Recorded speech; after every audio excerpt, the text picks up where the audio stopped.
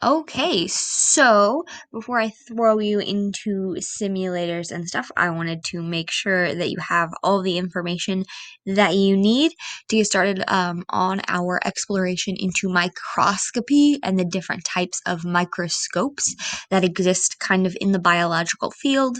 Um, the goal is essentially for you to understand the different types of microscopy and be able to compare and contrast the different types of microscopes and be able to differentiate when a certain microscope should be used. Make sure that you have some sort of note taking system in place. Um, just so you have this information in the future. So, three important parameters we are going to talk about when it comes to microscopy, or three things that are going to come up again and again and again. Magnification is probably the one that comes up the most often. It is essentially the ratio of an object's image size, so the size that it appears in your eye, to its real size.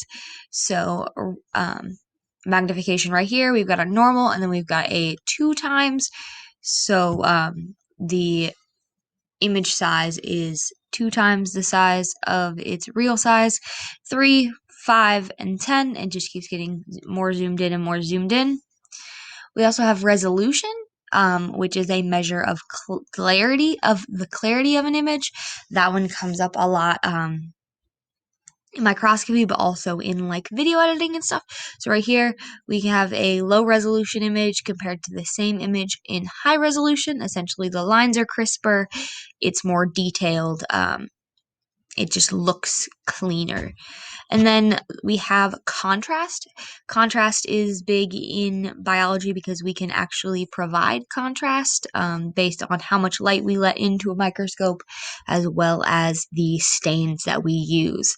So, contrast is essentially the difference in brightness between the light and dark areas of an image.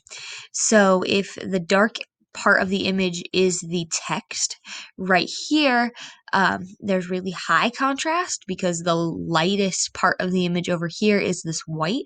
So there's a bigger difference in the lightest part of the image and the darkest part of the image over here as it is to over here where it's darker.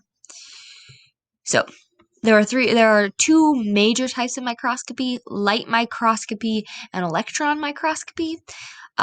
Light microscopy is the type that you will most likely use in class and even in college. So in light microscopy, essentially visible light is passed through a specimen and glass lenses. Those lenses bend the light so the image becomes magnified. These are the microscopes that we will use in class, and unless you are doing like really, really in-depth biological research, light microscopes are usually the only ones cell biologists typically use, unless they are looking for something a little bit more specific. What really helps us is in light microscopes, we are able to observe specimens that are alive. They could be dead or alive, but they do have to be thin enough for the light to shine through them, because if not, it'll just be like a black blob. There's an example right here of a bunch of cells and different types of cells packed together. And we will work exclusively with light microscopy, just because the electron microscopes are really, really expensive. So this is light microscopy. There are two types of electron microscopes. So with electron microscopes, there's a focused beam of electrons through or onto a specific specimen. So the resolution is inversely proportional to the wavelength of light, or the wavelength of electrons that are passed through or used, which just means the lower the wavelength, the higher the resolution, I believe. Um, but the good thing about electron microscopes is that the resolution is a over tenfold improvement over the light microscope, and same with the magnification. Electron microscopes can get a lot more detailed and get a lot more information for us. But with electron microscopes, all the specimens have to be dead, fixed, dried, and stained with heavy metals. So there are two types of electron microscopes. The first is the scanning electron microscope. The scanning electron microscope is used for typography study or topography study. Essentially, the electron beam scans the surface of cells. So we can't see through them, but we can see the detail on the outside. I believe this is a tardigrade. And you can see when the little doohickey goes away that this is a 50 micrometer image. So that is very, very, very, very, very, very, very small. And that is because the electron microscope allows us to get that small. We also have the transmission electron microscope, and that is used to study the internal structures of cells. So the electron beams are shot at thin specimens that are stained with those heavy metals. So scanning electron microscopes give us the outside, and transmission electron microscopes give us the inside. Here is a kind of side-by-side image of a scanning electron microscope versus a transmission electron microscope. Right here, we both have pollen grains, but these we just see the outside of them, and with the transmission electron microscope, we can see inside of them. So there's one more portion. It's not necessarily a type of microscope, but it is a relatively important part of studying cell biology in the lab and could really help out with microscopy, and that is called cell fractionation. Essentially, this is the process of taking apart and separating major organelles and subcellular structures. So this enables researchers to prep scientific cell components in bulk, as well as in identifying structures. So it's essentially taking the different parts of the cells and separating them out, so we can study just one specific part. We're going to talk about the process a little bit. I have 3 different images that all give us the same information. This one is the one that your book has. Here, I'll switch to pointer. Essentially, so we take all of our cells, we start with our cells, and they go through a process called homogenization, which is essentially just chopping them up in a blender. You get them all, so we're breaking those cell membranes. So the cell membrane process and stuff is still there. It's just all chopped up.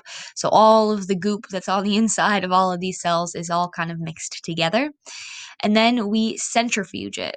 So if we centrifuge it just a little bit, all of the nuclei and cellular debris, so that's the heaviest stuff, will get sucked down to the bottom.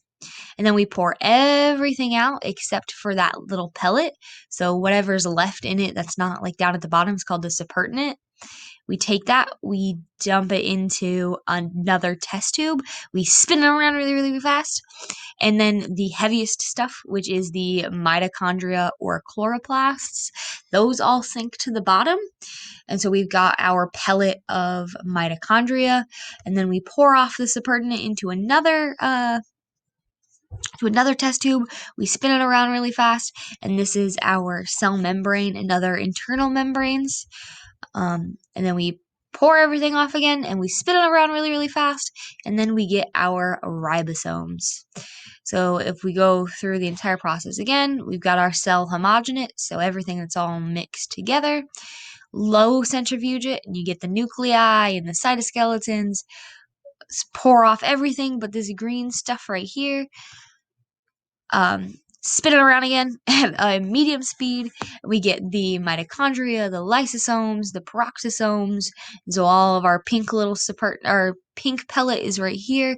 We pour off the supernatant over here, spin it again. We get the blue pellet, which is our microsomes and other small vesicles.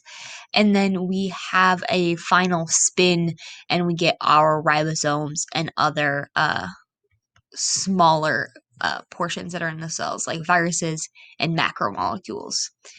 And essentially, this is the same thing again, but without the test tube thing. So we start with our cells, we get our organelles, we get our nuclei, we get our cytoskeletal system. So that is all I have for you for microscopy. Um, go ahead and work through the simulations. I found them to be really, really cool. I played around with them for quite a bit. If you have any questions whatsoever, please let me know. I am just an email away.